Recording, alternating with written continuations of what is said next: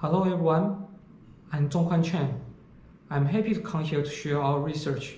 Operation Chimera, APT operation targets semiconductor vendors. My colleague Indy Lin, Sean Zhang, and I will show the APT group called Chimera, which is discovered in 2018 and 2019. Let's briefly introduce ourselves. I'm CK Chen. I'm a senior researcher at Cycraft. Whilst in university studying for my PhD degree, I played the CTF and found a CTF team called Bamboo Fox. And we joined the DevCon finals at 2016 and 2018. And currently I just retired. I'm also met the review board at the HICOM and HITB. So I'm an active member in the security community. In Taiwan community, I also joined the CH Root, which is the best hacker group in Taiwan. My partner, Sean Zhang, who is a security researcher at Cycraft, and he also founded a local hacker group called UCCU Hackers. And Indy Lin is also the security researcher at Cycraft. And he's a reverse engineer hobbyist and learning how to reverse from his high school and playing CTF. He also presents a lot of research in HICOM and RUCOM. Our company, Cycraft, is a startup company in Taiwan, and now we have a branch in Singapore and Japan. We are focused on using AI to solve the security problem. Currently, we have 3 products: the Sensor, which is used for the threat hunting, and the Cycaria, or APT investigator, always use this system to do an APT investigate. And the CyberTotal, a threat intelligence platform. So today's our research have a lot of help from these 3 products.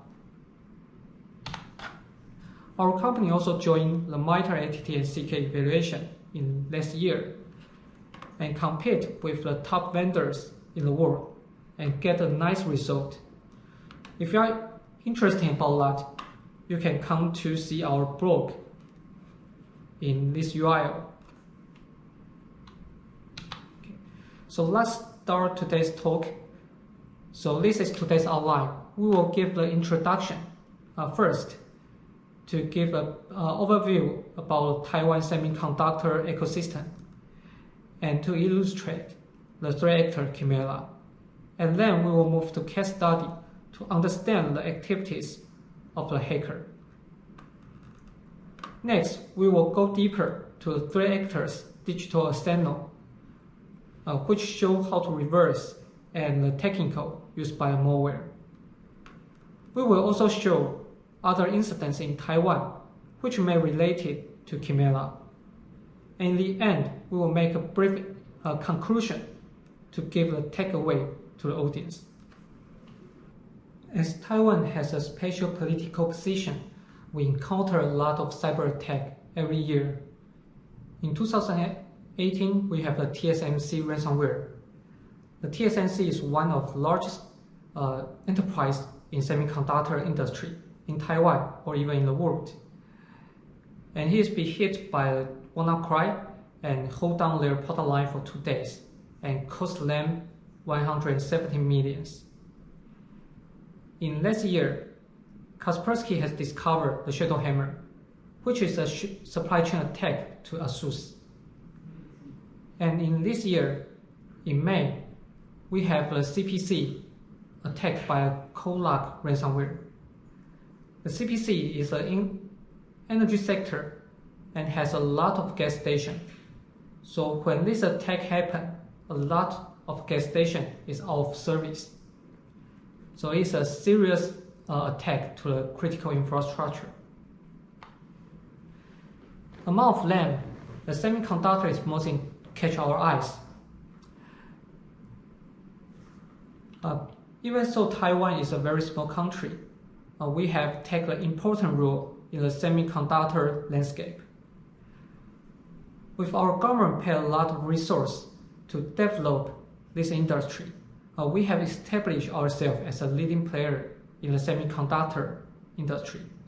And we have some well-known leaders, including TSMC and MTK.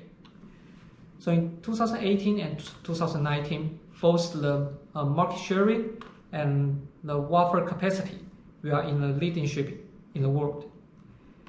And according to Taiwan News report, we are the largest and fast-growing semiconductor equipment maker, which make a revenue about 12 billion. So once attack to this vendor will have very serious impact. First, because this vendor take a lot of part to Taiwan's economy. So attack to these vendors like TSMC will make a serious impact to Taiwan's economy. And it will also affect the entire global supply chain. In this report, we mostly focus on IT security. Compared to the OT security, for example, make the production line hold down, will immediately show the damage. The attack to the IT, for example, steal the intelligent property, will not show the damage immediately. But however, it will have a long-term and serious impact to the enterprise. So we should take care of both the OT and IT security.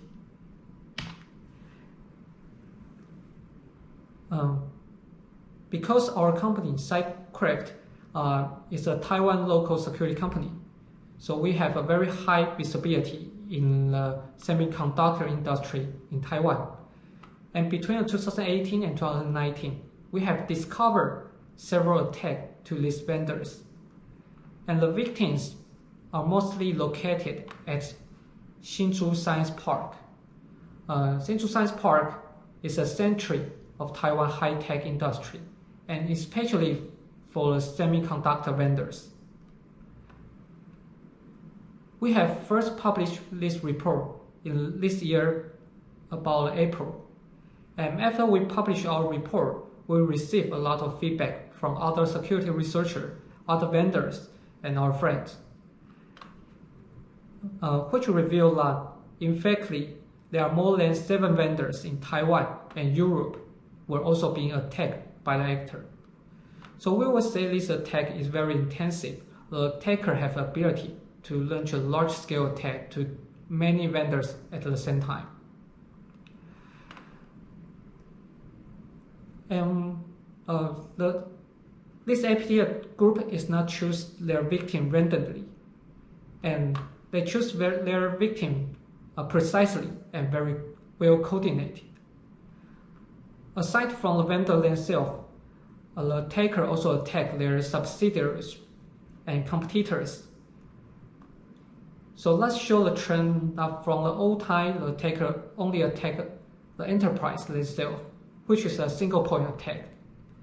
And currently we move to the supply chain attack.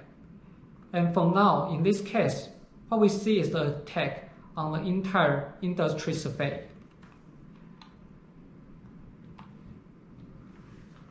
And in all of these attacks, the tactics were similar. So we believe that this attack is conducted by the same threat actor. And their target is, of course, the semiconductor vendors. The malware they use is the merge by different open source tool and commercial tool, like a Dumpert, Made, and Cobalt. So that's why we name this actor Chimera. Just like Chimera is merged from a different animal, this attack merges different malware and insert their customized code to make their own malware. In order to avoid attribution, the attack uses C2 hosted in public cloud, like the Google App Engine and Azure. The goal of the attacker is different from the other attack who want to steal the credit card information, the user information. In this attack, the threat actor focuses on steal documents, source code, and SDK of chip-related project. So we can see the motivation of the attacker is to steal the intelligent property. So we start our investigation during the 2018 and 2019, and we take the investigation in more than 3 vendors and analyze more than 30,000 endpoints. Today, we will show 3 case studies from 3 vendors. And we find these 3 vendors as case study. The first reason is because they are all take a leading global position in their own market segment. And the other reason is that because we get into investigation at a different time point, so the analytical perspective of the attack campaign was different. For the A company, who is our long-term partner, so we regularly monitor their activities, which allow us to have a more detail about attackers' activities. And also we can track into the root cause. So in this case study, we want to show you the activities the attacker do and how to track to the root cause. For the B company, it's a one-time IR service. So when we get into investigation, the attack is already been done for a long time. So we cannot recover everything back. But however, we can highlight the threat actor's long-term activities and discover what kind of data was leaked and stolen by the attacker, which can help us to understand the attacker's mission and motivation. And the C company is also our long-term partner. And the different point is that their security team has very high security ability. So they can help us to deeply investigate and get a lot of free feedback from them. So this gives us more information and help us to profile the threat actors. So next, we will show the case study and turn to the John to introduce and explain each of the 3 case studies. Thanks, CK. I'm John. I will introduce 2 case studies in this session. So let's start. And before we start the case study, I just want to mention every machine and username are de-identified, not original name. So the first company we want to use we call A company, A case study. And in the case study A, is our long-term partner, and we discover and stop the threat actor in a very short time. And we found there's a 50 endpoint and 6 user account were compromised. And the right hand side is our investigation graph, which is AI generate. It tells us what endpoint has been compromised and the compromised endpoint when the threat actor later move to this endpoint. And the first malware we found in this environment is a Cobalt Strike beacon, and the Cobalt Strike beacon pretend as a Google update. And then we found this file in the 2 machines, but they are same malware, but they have a different hash. So the threat actor has customized their backdoor for a different endpoint. So we can find any file hash match in on the files total. Just like previously mentioned, the threat actor use a backdoor pretend as a Google update. So they also choose the Google Cloud Platform as their C2 communication. But there's an interesting point is the first day, the first Cobalt Strike beacon, they use the Google Cloud Platform. But the second day, they get a new endpoint, they deploy the new Cobalt Strike beacon. They change the hosting server. They choose another one cloud service for the C2 communication. But there's a same threat actor. In our point of view, the threat actor is a group. So there's a multiple attack in the group. So everyone has their preferred cloud service. So they change the cloud service. And we found there's two remote execution tool in the environment, which is the schedule task and the WNIC. The Threader use a schedule task to use to copy the file and the execution the backdoor, and they use the WNIC to check the target endpoint has an internet connection. So why they just choose one of them to do the data movement? Because the WNIC can get STD out information, so this can get the output information to check the status, and they can use a cache credential in the environment. So they use the WNIC to do this kind of goal.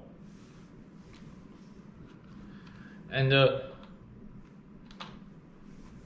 after we finding there's a schedule task and the WNIC, so we can draw a simple investigation graph like this. So there's one server called server Lauren has used a schedule task and the WNIC data movement to these three endpoints. And this three endpoint, one of them is a domain controller. So we find there's a server Lauren has a remote execute IR tool collect the domain controller data. So what data they collect is registry and the system NTDS.DIT file. So why the threat actor want to collect these two files is because a threat actor collects two files can get the Windows AD information. The NTDS.DIT store the encrypted Windows AD username, password, email account, something like this. So they collect the file, but they still need a decryption key. So the decryption key is stored in the Windows registry. So that's why the threader need to collect two files. And they use the WinRAR and pretend as rename as a file name as a recordtb.ms, which is a legit file name.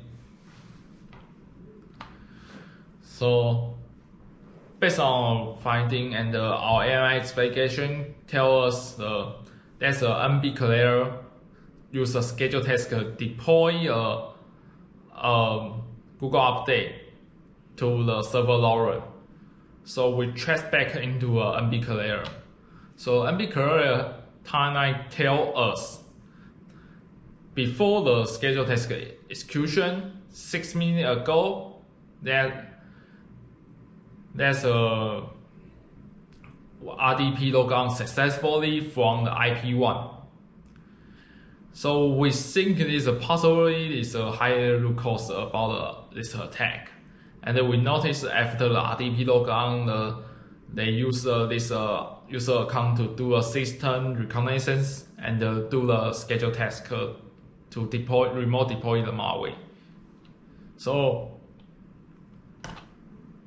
we notice the threat actor has a data exfiltration for some file, like the reconnaissance result, and they use a 1 byte modified IR file and rename as a legit file name like recordtb.ms as jucheck.exe. And we found this file hash in the multiple case study. So we think it is the same threat actor, and based on the previous technique and the file, the WinRAR legit file they store, so we think it is a signature tactic of Operation Chimera. And then we trace back the RDP IP, so we notice it's unscanned host, and which is a VPN server.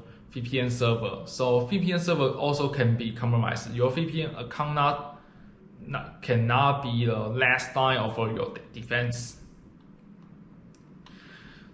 And above are the first case study, And the second case study is becoming, and just like previously mentioned, becoming is IR service component. We're doing IR service for this component. So just quick overview, the status is becoming has been compromised very long time, and due to we have a friend C company, and C company has a business cooperation with B company. So due to the business cooperation, so they had some network interactive. So C company discovered some security anomaly activities from B company. So they introduced us to do the investigation. So when we do a IR service, we summarize the time period starting 2018 to 2019, and we found in big study we found the threat use Powershell, but still send the user Powershell execute the Cobalt Strike beacon and migrate the Cobalt Strike backdoor to the XBC host. But this most important thing is we find in the Powershell Cobalt Strike beacon in the 10 endpoint, but they have included 2 domain controller. It's very serious, and just like the previous APT attack, the threat use the cloud service to do the C2 communication. So they use a Google Cloud Platform. In this time, they also use the Microsoft Azure Cloud Service. So based on the previous, because becoming has been seriously hacked, so it's very difficult to manually investigation. So the following screenshot is our AI generated cyber situation graph. So it tells us what endpoint the endpoint has been compromised, and this endpoint has connection to the something unmanaged which we didn't scan. So it tells our IR team can do some investigation on this endpoint to check the compromised scope.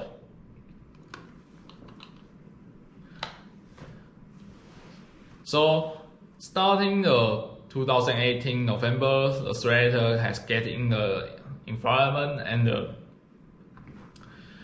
and starting they come back quarterly best to collect new data they want. So every quarter they will come back to here to get some new file, but probably they need to do some report to their boss or their buyer. Until 2019 November, the threat deployed 1 new weapon. Before that, the threat, the compromise scope didn't get extended. So until 2019 November, they deployed a new malware, and 2019 December, they extended the compromise scope. So which means the previous deployed malware has some work for them. So based on our investigation, we made an inventory about the leaked data. So following the threat actor targeting is very clearly, the threat actor collect the product roadmap, the backup of workspace and the chip and SDK information, and just their target is about the semiconductor intelligence property. So we assume there's a business spy or state-sponsored attack. Some country won't benefit their certain industry, but which one we are not sure. But we very sure is attacker intent is stealing the intelligence property. So I will move on to we will turn to our colleague CK will introduce a case study C. So CK. Okay, thanks for John. And next, I will continue to our case study about the C company. And company C is our long-term partner and have a very high security skill. There is a principle in our company that when we conduct our investigation, we will try to minimize the data and files that we needed from the victim's environment.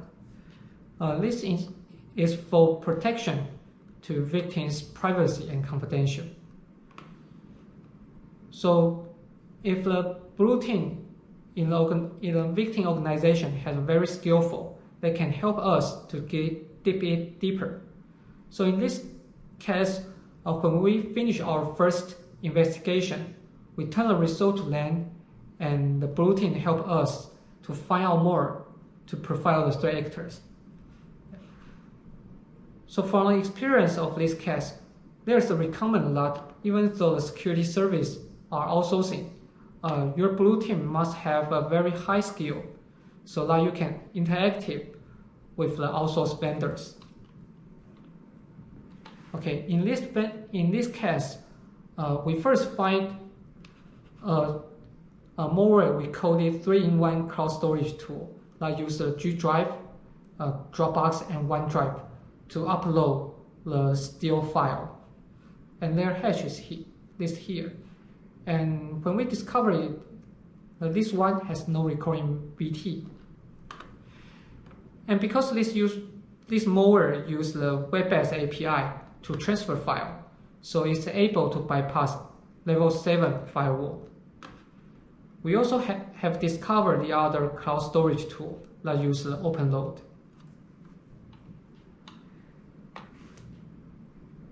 And because we have monitored some command used by the hacker, and in this command we can find the authentication token and upload the file path.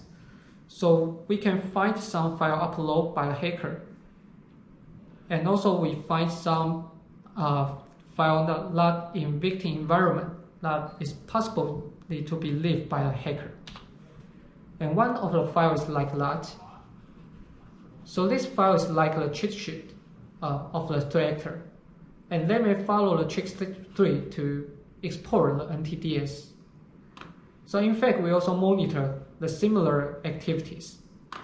And follow the link here, we can find a very famous security forums in China. So this can give us some hint about the campaign.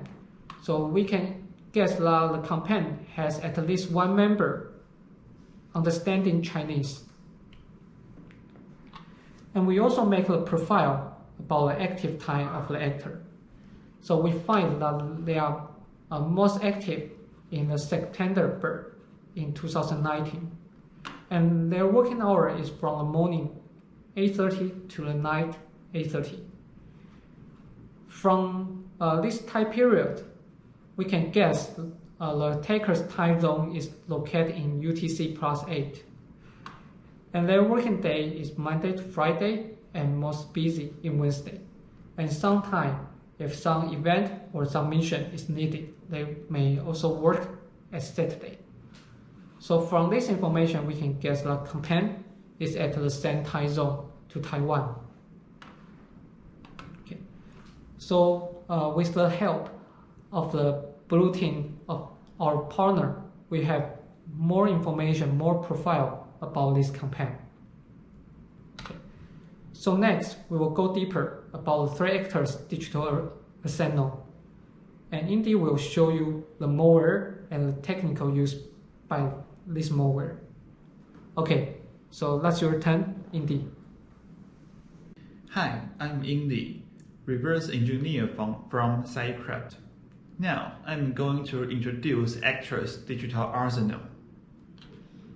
We have observed 4 main tools they used to carry out the attack. The first we are going to talk about is Cobalt Strike Beacon. Cobalt Strike is a commercial red team operation framework.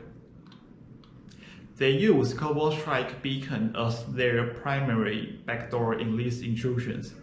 For the persistency, they overwrite Google Chrome update utility with their Cobalt Strike Beacon. Thus, there is no any new auto-run entry was created, so it will lower the chance to be caught. We found this backdoor on several companies, so we linked the intrusion events together. Our project detected some suspicious memory block. The interesting part is that it is a PE file and also a shellcode. Cobalt Strike Beacon and Metasploited Interpreter both use this technique, the hybrid payload. This technique is to embed shellcode into the PE file header. The PE magic non-header MZ could be decoded as valid instructions, and these instructions will work fine in most of context. So you can ignore these instructions and append shellcode after it. The shellcode will locate its address and execute the reflective loader to load PE image in memory. Cobalt Strike uses a special strategy to inject payload into other processes. First, Cobalt Strike will spawn a new process or choose a target process. Then, inject the shellcode into the target process. We call it stager. The real payload will be transferred through name pipe and executed by stager. This strategy will bypass some sandbox or emulation-based scanning. Here is the WinRAR. It is a popular commercial compression software. It was used in this operation. The actor used rar.exe to compress and encrypt the files they stole. They tried to ambiguate the program with existing file path. The reason why we mention this file is different from the original one. We grabbed this old version of WinRAR and compared it with the one hacker used. We found the difference part was located in code section, and such patch may lead the program to crash. We have two hypotheses. First, is the actor changed the byte intentionally to make file hash different. So, hash-based detection will not find this file is RAR. If your organization does not use WinRAR, the file may be detected and trigger some investigation. Second hypothesis, it is just a bit flip during copy. Judged by the age of file, it is highly possible at that time. We are going to talk about the most interesting malware used in this operation, the skeleton key. We found a unique malware that made with two open source hacking tools, Dumpert and Mimikas. I believe everyone here had heard about Mimikas. It is a well-known hacking tool to dump credentials from memory, but it has more capability, like bypass group policy and spawn command line prompt, task manager, or registry editor. Maybe you don't know Dumpert. It was made by a security company called Outflank. It is a proof of concept program to use direct system call on Windows. Unlike Linux, we can't directly use system call in shellcode because Windows system call numbers changed from release to release. The only stable interface is export functions from the shared libraries. That is why Windows shellcode must rely on them, and always begins with locating functions in memory by traverse PEB, loader data, and PE structures. So, how do Dumpert doing it? First, it uses RTL get version to determine which version of Windows you are using, and select different embedded system call function depending on it. After that, you can bypass any user space hook and doing anything you want without trigger or alert or get blocked. For the one who don't know what skeleton key is, skeleton key is an APT malware discovered by Dell SecureWorks in 2015. It will implant a backdoor password to domain controller in an Active Directory environment. Then, attacker can authenticate as any user as they want with the backdoor password. But the user must be an existing valid user. Meanwhile, original password was not affected. Any other wrong password still will be rejected. So, how does skeleton key do it? It will alter the authentication flow by hooking some crypto functions in ASS.exe. Although original skeleton key malware was never released publicly, author of Mimicut still made his own implementation. Skeleton key is a very powerful weapon against Active Directory because you don't need to dump admin credentials for lateral movement. If you use administrator credential to access endpoints in a domain, you may trigger a lot of alerts. But if you log in with normal users, the situation will be different. It will leave on nearly no clue, only bunches of logon success events, and most administrator or investigator will ignore normal user logon events easily. And skeleton key cannot be removed without reboot. It will be painful to reboot a domain controller because you may break your organization's daily routine.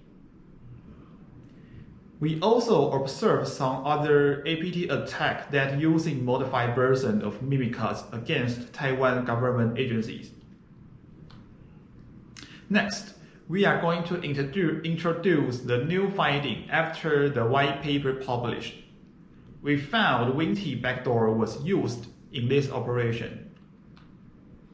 At the first time, judged by command line event log and the program usage, we thought that was a network probing tool. But after detailed analysis, we found that it is actually a WinT backdoor because of the magic number used by the WinT backdoors protocol. So, that was our finding about Operation Chimera. Now, I'm going to share some recent APT events in Taiwan. As we mentioned at the beginning, Taiwan's national gasoline company was hit by a new ransomware called Cobalt. It was based on an open source ransomware called EDA2.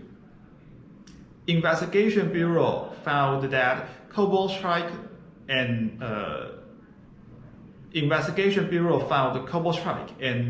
some suspicious activity in their domain controller. They say this event was related to WinT group. Also, we had monitored several attacks against Taiwan government agencies using skeleton key, but with different backdoor password. They use a modified version of Mimicut, executed in memory only. We think skeleton key might be a new trend in the near future. Now, CK will make a conclusion for us about this talk. In the end, let me quickly to give some conclusion. Here is some takeaway.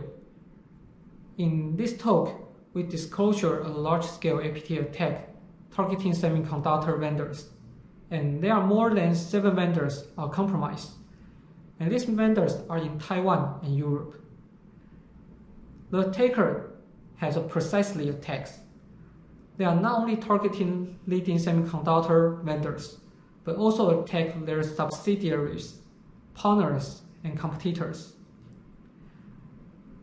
Different from other APT groups, their goal is to steal intelligent properties, like the document, source code, and SDK, which will make a long-term impact to the victim enterprise. From this motivate, we may guess the attacker is a business competitor or a stand sponsor to enhance their semiconductor industry.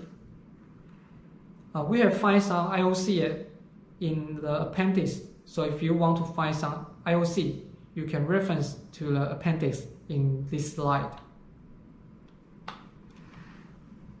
And from technical part, the taker widely utilizes some open source tool and general tools, so it's hard to make the attribution. And they also like to merge different kinds of malware to make their own malware.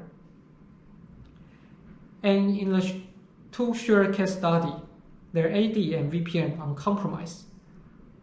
So, which shows that the enterprise should consider the resilience of their IT system and avoid to relying on a single security service. We also discovered that a attacker used the skeleton key, which is a rarely used but very powerful weapon for the attacker, and which makes adversaries log in like a normal user to achieve the persistent and defense evasion. So in the end, I would like to say that no system is safe, so we need to regularly to do the threat hunting and shorten the mean time to detect and mean time to response. And thank you for your listening, and welcome for your questions.